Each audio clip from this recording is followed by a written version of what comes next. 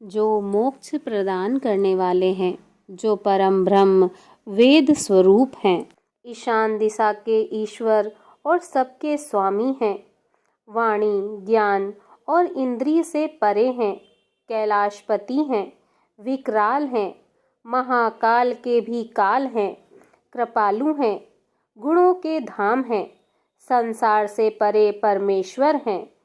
उन भगवान भोलेनाथ की हम वंदना करते हैं। जय भोलेनाथ, हर हर महादेव। भगवान भोलेनाथ की कृपा आप सभी पर बनी रहे। भगवान भोलेनाथ की महिमा अनंत है। जो भक्त श्रद्धा से उनकी कथा सुनते हैं, उनके जीवन में सुख समृद्धि आती है। सोमवार व्रत कथा को सुनने से मनोवांछित फल की प्राप्ति होती है और भोलेनाथ जी की कृपा प्राप्त होती है। अतः आप सभी इस कथा को पूर्ण श्रद्धा के साथ सुनें और भगवान भोलेनाथ जी की कृपा प्राप्त करें। किसी नगर में एक धनी व्यापारी रहता था। दूर दूर तक उसका व्यापार फैला हुआ था। नगर के सभी लोग उस व्यापारी का सम्मान करते थे। इतना सब कुछ संपन्न होने के बाद भी वह व्यापारी बहुत दुखी था, क्योंकि उसका कोई पुत्र नहीं था, जिस कारण अपने मृत्यु के पश्चात व्यापार के उत्तराधिकारी की चिंता उसे हमेशा सताती रहती थी। पुत्र प्राप्ति की इच्छा से व्यापारी प्रत्येक सोमवार को भगवान शिव जी का व्रत करता था और पूजा किया करता था, और शाम के समय शिव मंदिर में जाकर भगवान शिव जी के सामने घी का दीपक जलाया करता था। उसकी भक्ति देखकर माँ पार्वती प्रसन्न हो गईं और भगवान शिव जी से उस व्यापारी की मनोकामना पूर्ण करने का निवेदन करने लगी। भगवान शिव जी बोले, इस संसार में सबको उसके कर्म के अनुसार फल की प्राप्ति होती है। जो प्राणी जैसा कर्म करते हैं, उन्हें वैसा ही फल प्राप्त होता है। भगवान शिव जी के द्वारा समझाने पर भी माता पार्वती नहीं मानी और उस व्यापारी की मनोकामना पूर्ति हेतु वे भगवान शिव जी से बारंबार अनुरोध करती रहीं। अंततः माता के आग्रह को देखकर भगवान भोलेनाथ को उस व्यापारी को पुत्र प्राप्ति का वरदान देना पड़ा। वरदान देने के पश्चात भगवान भोलेनाथ माता पार्वती से बोले, आपके आग्रह पर मैंने पुत्र प्राप्ति का वरदान तो दे दिया, परंतु इसका यह पुत्र 16 वर्ष से अधिक समय तक जीवित नहीं रहेगा। उसी रात भगवान शिव जी उस व्यापारी के स्वप्न में आए और उसे पुत्र प्राप्ति का वरदान दिया और उसके पुत्र के 16 वर्ष तक जीवित रहने की बात बताई। भगवान के वरदान से व्यापारी को खुशी तो हुई, लेकिन पुत्र की अल्प आयु की चिंता ने उस खुशी को नष्ट कर दिया। व्यापारी पहले की तरह सोमवार के दिन भगवान शिव जी का विधिवत व्रत करता रहा। कुछ महीनों के बाद उसके घर एक अति सुंदर बालक ने जन्म लिया और घर में खुशियां ही खुशियां भर गईं। बहुत धूमधाम से पुत्र जन्म का समारोह मनाया गया, परंतु व्यापारी को पुत्र जन्म की अधिक खुशी नहीं हुई, क्योंकि उसे पुत्र की अल्प आयु के रहस्य का पता था।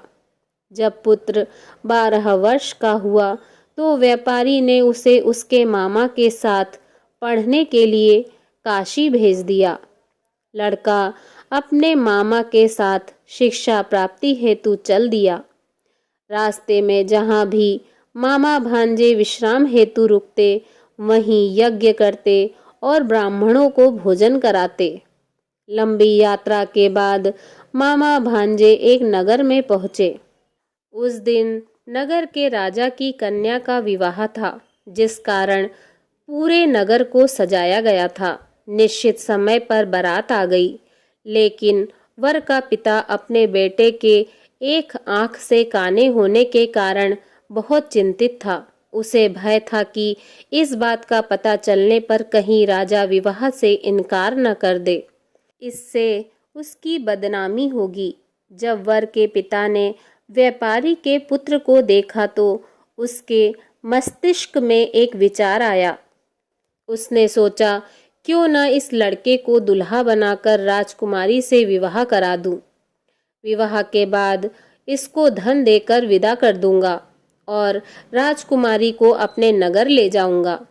वर के पिता ने लड़के के मामा से इस संबंध में बात की। मामा ने धन मिलने के लालच में वर के पिता की बात स्वीकार कर ली। लड़के को दूल्हे का वस्त्र पहनाकर राजकुमारी से विवाह करा दिया। राजा ने बहुत सारा धन देकर राजकुमारी को विदा किया। शादी के बाद लड़का जब राजकुमारी के साथ लौट रहा था तो वह सच नहीं छिपा सका और उसने राजकुमारी की ओढ़नी पर लिख दिया, राजकुमारी, तुम्हारा विवाह मेरे साथ हुआ था। मैं तो काशी पढ़ने जा रहा हूँ और अब तुम्हें जिस नवयुवक की पत्नी बनना पड़ेगा वह कान्हा है। जब राजकुमारी ने अपनी ओढ़नी पर लिखा हुआ पढ़ा तो उसने काने लड़के के साथ जाने से इनकार कर दिया। राजा को जब ये सब बातें पता लगी तो उसने राजकुमारी को महल में ही रख लिया। उधर लड़का अपने मामा के साथ काशी पहुंच गया और गुरुकुल में पढ़ना शुरू कर दिया। जब उसकी उम्र 16 वर्ष की हुई तो उसने यज्ञ किया। यज्ञ के समाप्ति पर ब्राह्मणों को भोजन कराया और खूब अन्न वस्त्र दान किए। रात को वह अपने शयन कक्ष में सो गया। भगवान शिव के वरदान के अनुसार शयन अवस्था में ही उसके प्राण पखेरु उड़ गए। सूर्योदय पर मामा मृत भांजे को देखकर रोने पिटने लगा। आसपास के लोग भी एकत्र होकर दुख प्रकट करने लगे। लड़के के मामा के रोने विलाप करने के स्वर समीप से गुजरते हुए भगवान शिव और माता पार्वती जी ने भी सुने। माता पार्वती जी ने भगवान से कहा, हे प्राणनाथ, मुझे इसके रोने के स्वर सहन नहीं हो रहे हैं। आप इस व्यक्ति के कष्ट को अवश्य दूर करें। भगवान शिव जी ने माता पार्वती के साथ अदृश्य रूप से समीप जाकर देखा तो भोलेनाथ माता पार्वती से बोले, यह तो उसी व्यापारी का पुत्र है जिसे मैंने 16 वर्ष की आयु का वरदान दिया था। इसकी आयु पूरी हो गई है। माता पार्वती ने फिर भगवान शिव जी से निवेदन कर उस बालक को जीवन देने का आग्रह किया। माता पार्वती के आग्रह पर भगवान शिव जी ने उस लड़के को जीवित होने का वरदान दिया और कुछ ही पल में वह जीवित होकर उठ बैठा। शिक्षा समाप्त करके लड़का मामा के साथ अपने नगर की ओर चल दिया। दोनों चलते हुए उसी नगर में पहुँचे जहाँ उसका विवाह हुआ था। उस नगर में भी यज्ञ का आयोजन किया। समीप से गुजरते हुए नगर के राजा ने यज्ञ का आयोजन देखा और उसने तुरंत ही लड़के और उसके मामा को पहचान लिया। यज्ञ के समाप्त होने पर राजा मामा और लड़के को महल में ले आया और कुछ दिन उन्हें महल में रखकर बहुत सा धन वस्त्र आदि देकर राजकुमारी के साथ विदा कर दिया। इधर भूखे प्यासे रहकर व्यापारी और उसकी पत्नी बेटे की प्रतीक्षा कर रहे थे। उन्होंने प्रतिज्ञा कर रखी थी कि यदि उन्हें अपने बेटे की मृत्यु का समाचार मिला तो दोनों अपने प्राण त्याग देंगे। परंतु जैसे ही उसने बेटे के जीवित वापस लौटने का समाचार सुना तो वह बहुत प्रसन्न हुआ। वह अपनी पत्नी और मित्रों के साथ नगर के द्वार पर पहुंचा। अपने बेटे के विवाह का समाचार सुनकर पुत्र वधू राजकुमारी को देखकर उसकी खुशी का ठिकाना न रहा। उसी रात भगवान शिव जी ने व्यापारी के स्वप्न में आकर कहा, हे श्रेष्ठी, मैंने तेरे सोमवार के व्रत करने और व्रत कथा सुनने से प्रसन्न होकर तेरे पुत्र को लंबी आयु प्रदान की है।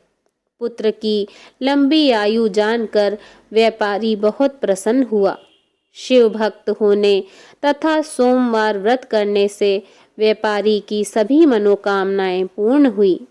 इसी प्रकार जो भक्त सोमवार का विधिवत व्रत करते हैं और व्रत कथा सुनते हैं, उनकी सभी इच्छाएं पूरी होती हैं। प्रेम से बोलिए जय भोलेनाथ। ओम नमः पार्वती पते हर हर महादेव। ओम जय शिव ओमकारा, प्रभु हर शिव ओमकारा, ब्रह्मा विष्णु सदा शिव, ब्रह्मा विष्णु सदा शिव, अर्धांगी धारा।